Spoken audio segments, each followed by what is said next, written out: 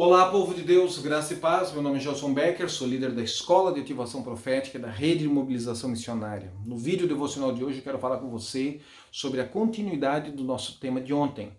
Profetas, homens e mulheres de Deus, intercessores, servos, filhos e filhas de Deus não podem perder de mente a perspectiva de sua humanidade.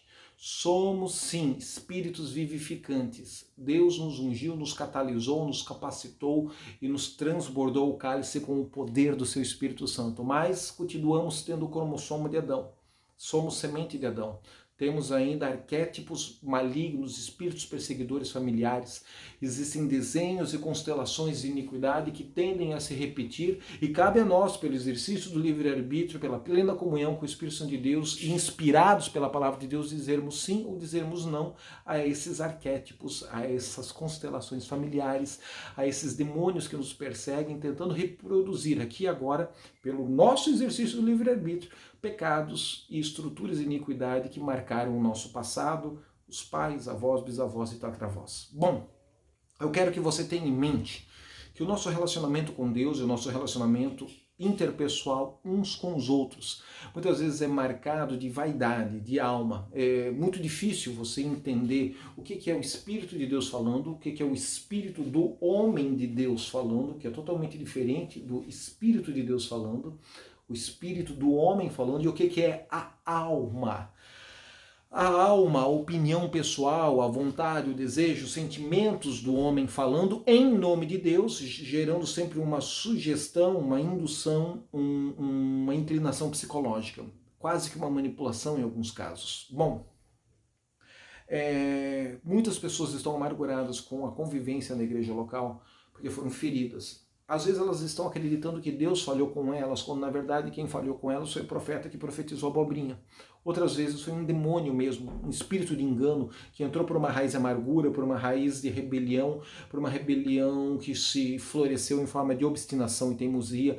E aí esse profeta famoso, esse pregador, ele impôs as mãos e impartiu uma semente de independência, uma semente de orfandade. Quando você foi ver, você perdeu a conexão com o altar, perdeu a conexão com o útero que gerou você no seu ministério, no seu chamado, na sua função de diácono. Subiu um monte para orar como obreiro, desceu como bispo, como apóstolo, como profeta e tantas outras esquisitices que eu tenho ouvido falar nos dias de hoje. Bom, não pense você que isso vai ficar barato. Não pense você que isso vai ser fácil. Não pense você que Deus vai empurrar com a barriga. Não pense você que você não vai colher a semente de maturidade que você tolerou. Porque às vezes você não semeou essa semente de iniquidade. Às vezes você apenas tolerou. E quem tolera Jezabel fica enfermo e é colocado sobre uma cama junto com Jezabel. Tocarei nos seus filhos para que se arrependa. Não se arrependeu, tocarei nela e nos que se associaram com ela.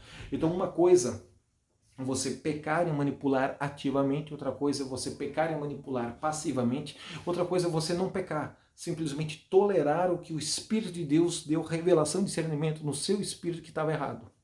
Não pense você que você vai ficar impune. Com pesos e medidas diferentes, as engrenagens de justiça e juízo são acionadas. O perdão, o arrependimento, a graça, o clamor, a súplica, a misericórdia é poderosa para apagar todo esse lixo do passado e abrir um novo tempo, uma nova estação, uma janela de aceleração, de cura, de libertação, de maturidade, de resultados extraordinários debaixo da unção do Espírito Santo de Deus. Você já ouviu falar na Arca de Noé? Às vezes conviver numa escola de profetas, se relacionar numa igreja local, numa comunidade terapêutica, numa comunidade de oração, numa comunidade de profetas, é semelhante à Arca de Noé. A Arca de Noé, durante 40 dias, 40 noites, chuva intensa, quase mais de um ano, até que o volume das águas diminuíssem e eles pudessem abrir as portas e sobreviver, ela se tornou o ambiente mais seguro para sobreviver no planeta Terra. A igreja é isso. Uma comunhão e um relacionamento de mentoria entre intercessores, profetas, um grupo de WhatsApp, uma videoconferência à noite, uma aula online, um culto online, uma igreja online para você se inscrever e participar todas as semanas online, mandando seu dízimo, sua oferta, ela é muitas vezes uma arca de Noé. Muitas vezes ela é essa arca de salvação, arca de escape, a arca de livramento. Mas você já parou para pensar milhares de animais, centenas, dezenas de espécimes, classes, filos, ordens de seres vivos, da fauna. A flora não foi recolhida, ao menos o texto não fala de terem salvado mudas de orquídeas, por exemplo. Mas esses caras em estado de hibernação, comendo, dormindo, fazendo xixi, fazendo fezes, produzindo excreção, produzindo aromas, produzindo cheiros. Você acha que foi a primeira semana cheiroso, a segunda semana tolerante, na terceira, quarta semana, nem Noé, nem os 8 habitantes da arca, né, os seus filhos, esposa, noras, queriam respirar aquele oxigênio, queriam sentir o cheiro da bunda do elefante, queriam sentir o cheiro do pelo do leão, queriam sentir o cheiro da baba que saía da boca, do nariz da girafa, ou do camelo, ou de qualquer outro animal. Você acha que eles não sentiram nojo? Você acha que eles não sentiram vontade de vomitar? Você acha que eles não sentiram vontade de pular fora da arca? A igreja é exatamente isso, conviver em comunidade, numa relação de profetas, em processo de amadurecimento, ferro afiando ferro, pedra amolando pedra, é exatamente isso. Há momentos que você enche o saco de mim e não quer mais assistir esse YouTube, e há momentos que eu encho o saco de você e não quero mais produzir conteúdo todo dia para você ser edificado. Esta é a dinâmica da igreja, a Arca de Noé. Mas apesar da nossa humanidade, apesar dos nossos pecados, apesar dos nossos medos, dúvidas, apesar de estarmos todos em processo de aperfeiçoamento, o poder de Deus se aperfeiçoa nas nossas fraquezas. A excelência é dele e nós somos os vasos de barro. Ambientes proféticos precisam ser limpos, lavados das fezes desses animais, das fezes dos bois. Eu te pergunto se nós vamos jogar fora as fezes do boi, se nós vamos jogar fora a força, a produtividade do boi selvagem. Claro que não. Claro que nós não vamos nos anular e abortar toda a força do animal de carga que nos ajuda no trabalho, que ajuda na produtividade, que ajuda a trazer mais resultados para a colheita. Provérbios, capítulo 14, versículo 4, diz assim, ó: não havendo boi no estábulo, ele fica limpo. Ai, tem que limpar o xixi, tem que limpar o cocô, tem que tirar essa sujeira do cavalo, tem que tirar essa sujeira do boi. Não havendo boi, não havendo cavalo, não há sujeira no estábulo. Mas pela força do boi há abundante colheita. O ministério profético é mais ou menos assim. Mais ou menos assim.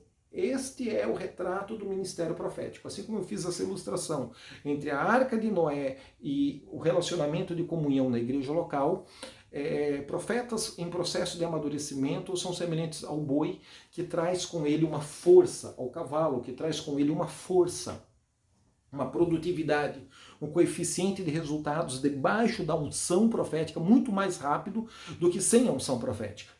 Saia para evangelizar sem a unção profética. Saia para evangelizar com a unção profética. Saia para evangelizar sem milagres, sem sinais, sem curas, sem prodígios. Saia para evangelizar com sinais, com milagres, com prodígios. Você vai ver que os coeficientes de crescimento, de resultado, de rompimento são inevitavelmente, indiscutivelmente menores ou maiores. Mas no uso do dom profético, muitas vezes a gente tem que puxar a orelha do irmão, a gente tem que chamar o cara no canto e dizer: vem cá, qual é a tua, meu? Que maturidade é essa? Que manipulação foi aquela? Que profecia confusa foi essa? Que profecia inexata ou inexprecisa que você soltou e deixou a coisa solta no ar? Vem cá. Esse é o trabalho do pastor, esse é o trabalho do mentor, esse é o trabalho do líder, esse é o trabalho de uma escola de profetas. Não castrar a força da unção profética nos lábios de um jovem intercessor, de um jovem adorador, mas também não tolerar tudo em nome de Jezabel, com medo de brigar com Jezabel, com medo de confrontar Jezabel. Os dois extremos estão errados. Não. Existe a força do boi, nós queremos a força do boi no crescimento evangelístico da igreja, mas nós queremos a consciência de que ter boi no estábulo implica em limpar fezes, limpar urina, limpar a sujeira da comida do boi, limpar a sujeira da comida do cavalo. A igreja local é esse local de sermos treinados como um laboratório profético, para quando irmos à rua, irmos às nações, irmos às cruzadas, irmos aos milagres, irmos aos hospitais, irmos aos presídios, vermos Satanás caindo do céu como um relâmpago. Te abençoo com este comissionamento, com esta palavra. Você vai ver Satanás caindo do céu como um relâmpago, mas você não pode operar na profecia independente. Não pode se tornar um profeta órfão. Não pode operar na profecia da rebeldia, da rebelião, nem na profecia da obstinação ou da teimosia. Porque muitos ofícios proféticos genuínos começaram bem, começaram intensos e terminaram mal, e terminaram endemoniados, e terminaram falando de Deus com o espírito errado, dando o ensino bíblico certo com a inspiração do espírito errado, gerando frutos para si mesmo, gerando frutos de iniquidade, gerando traumas, feridas, rebeliões, brigas, apostasia. Começou debaixo da nuvem da glória de Deus, terminou com ele mesmo sozinho ou com um bezerro de ouro pulando ao redor de duas tábuas da aliança quebradas, que Moisés ficou furioso e quebrou as tábuas do concerto, da pacto, da aliança. A crise de todo profeta sério, temente ao Senhor, é que ele tem uma profunda consciência das suas limitações, da sua humanidade e do seu potencial pecaminoso. Você ter consciência do seu potencial pecaminoso é diferente de você estar em pecado. Profetizar em pecado é uma coisa. Você profetizar em comunhão com Deus, consciente de que você não é melhor do que um mendigo, do que o homossexual, do que o adúltero, do que o assassino, do que o homicida. Eu estou aqui agora orando por um homicida que matou pessoas, mas eu tenho dentro de mim o potencial de cometer homicídio tão ruim quanto o dele. O dele se manifestou, o meu está reprimido pela palavra de Deus, pelos filtros morais que os meus pais estabeleceram em mim. Estou orando, estou ministrando graça, amor e unção do Espírito Santo de Deus sobre um pedófilo. Embora ele manifeste a pedofilia, eu não manifesto a pedofilia, mas eu tenho que ter profunda consciência de que eu tenho dentro de mim o potencial pecaminoso tão nojento quanto o dele. O dele manifestou, o meu não. Os meus filtros morais, a minha formação familiar, a minha experiência com a palavra de Deus, com o processo de discipulado, de mentoria, de cura interior, de libertação, gerou freios morais para esse potencial pecaminoso que está dentro de mim. Não subestime o seu potencial pecaminoso. Não ache que você é um super crente, que você é o Thor, o Homem de Ferro, a Mulher Maravilha. Não subestime. Tome cuidado. Compartilhe, converse. Quando a tentação ainda é um pássaro voando sobre a cabeça, tenha pessoas mais maduras do que você para puxar a tua orelha, confessar, orar, exortar. Para evitar que o pássaro se assente, ponha ovos, faça cocô e choque os frutos da iniquidade, os pecados na sua vida. E se pecar acidentalmente, creia, o sangue de Jesus lava, purifica e ele é nosso advogado junto ao Pai. Há esperança, mas o processo de restauração é uma coroa de glória que cai e para restaurar essa coroa de glória não é banalizando e brincando com a graça, não é quando você quer não. Já falamos muito isso sobre as janelas do Ministério do Arrependimento. Não descarte o seu cromossomo adâmico, mas também não viva em função dele. Desenvolva uma vida no Espírito, com os frutos e as obras do Espírito, rejeitando, anulando e crucificando as obras da carne. Profetas e profecias nunca serão 100% perfeitos. Existe o elemento humano nesse processo. 1 Tessalonicenses 5, 19 a 22 diz: não extinguais o espírito, não desprezeis as profecias, examine tudo, retende o que é bom, abstei-vos de toda aparência de mal. Em parte nós conhecemos, em parte nós sabemos, em parte nós estamos vendo no mundo quântico, estamos falando do que nós estamos vendo ou ouvindo no mundo quântico. Em parte nós apenas intuitivamente conhecemos, achamos que é este o caminho. Em parte nós falamos por fé, por ousadia. Em parte nós temos 100% da segurança daquilo que nós estamos profetizando. Em parte nós temos 100% de dúvida e de incerteza daquilo que nós estamos profetizando.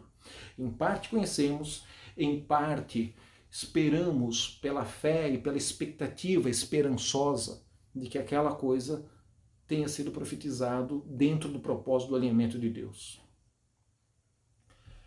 É uma visão imperfeita. É um reflexo obscuro, é uma manifestação de Jesus até que ele chegue à plena manifestação de maturidade em nós e através de nós. Não espere ser perfeito para orar, para profetizar, para servir. Os seus defeitos comece a ser disponível, seja disponível nas mãos de Deus e Ele vai te fortalecer e te aperfeiçoar ao longo do processo. 1 Coríntios, capítulo 13, versículo 9 diz: porque em parte conhecemos e em parte profetizamos. Profetizar é falar pela fé. Em partes você tem uma convicção no Espírito e conhece o que está falando. Em partes você tem uma ousadia e está pisando em ovos por esperança e um potencial de futuro melhor. Mas quando vier o que é perfeito, então o que é em parte será aniquilado. A imagem turva e distorcida, obscura, será clareada, será nítida. Quando eu era menino, falava com menino, sentia com menino, pensava com menino, mas logo que cheguei à idade adulta, como homem, acabei com as coisas de menino, porque agora vemos por um espelho, em enigmas, imagens obscuras, deturpada. Mas então, quando Jesus se manifestar plenamente, veremos face a face. Agora conheço em parte, mas então conhecerei como também sou conhecido. 1 Coríntios 14 diz que aquele que ora em línguas a todos discerne, mas nem por todos é discernido, porque ele edifica-se a si mesmo. Procure sempre usar o termo profecia inexata ou profecia não precisa. Evite usar a expressão, aquela profecia lá é uma falsa profecia, esse aí é um falso profeta. Se você discernir pelo Espírito de Deus que é um falso profeta, pegue a cinta e bata nele, exorte, confronte, vá para a briga, não tolere Jezabel. Mas se Deus não te deu uma revelação profunda e convicta de que é uma falsa profecia ou um falso profeta, o profeta imaturo, o profeta da alma, o profeta de Deus que ainda está em processo de treinamento, não diga que é uma falsa profecia ou que é um falso profeta, diga que é uma profecia indefinida, inexata, imprecisa, não clara. Use esses adjetivos para que você não corre o risco de tocar num profeta de Deus em fase de treinamento, em fase de amadurecimento, em fase de aprender a ouvir e falar das coisas do mundo quântico, das coisas do Espírito Santo de Deus. Lembre-se que sempre que você for confrontar uma falsa profecia, um falso profeta, um espírito de adivinhação, um espírito de engano, você deve ter autoridade, fé, integridade, um coração inteiro para desligar, romper com isso. Te abençoo com essa palavra, te abençoo com esse aspecto da humanidade do profeta, do intercessor. Seguiremos falando sobre isso nos próximos dias. Deus te abençoe abundantemente mais. Inscreva-se no canal, compartilhe com seus amigos. Segundas-feiras à noite, culto online. Vamos juntos unir nossos dons, nossos talentos, manifestar a glória do Senhor. Te abençoo em nome de Jesus. Mande seu pedido de oração, deposite sua oferta. Seguiremos produzindo conteúdo no YouTube. Em nome de Jesus.